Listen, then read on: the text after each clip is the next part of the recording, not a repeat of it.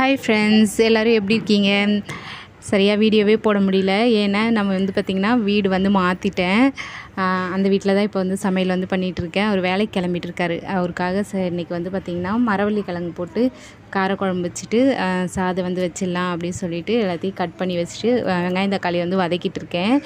இந்த home tour நான் ஒரு நாள் போடுறேன். சும்மா சிம்பிளாக கிச்சன்லாம் ரெடி பண்ணி வச்சுருக்கேன்.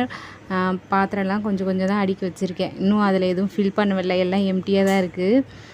எல்லாம் கழுவி மட்டும் அப்படியே வச்சுருக்கேன், சும்மா அடிக்கி மட்டும் வச்சுருக்கேன்.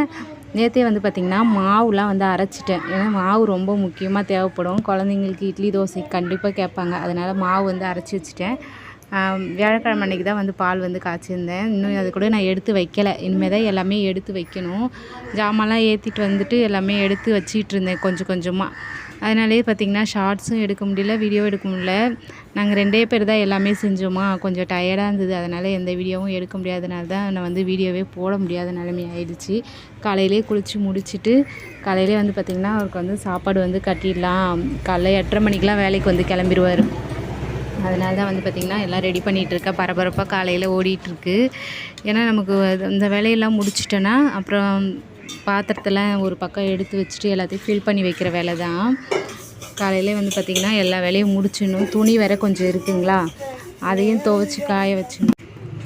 ஒவ்வொரு வேலையை செய்யும் போதே பார்த்திங்கன்னா துணியெல்லாம் ஊற வச்சுட்டேன். இதுக்கப்புறம் தான் ஒரு வேலையை முடிக்கணும். இனிமேல் நம்ம சேனலில் இன்ட்ரெஸ்டிங்கான விலாக்லாம் வரும்.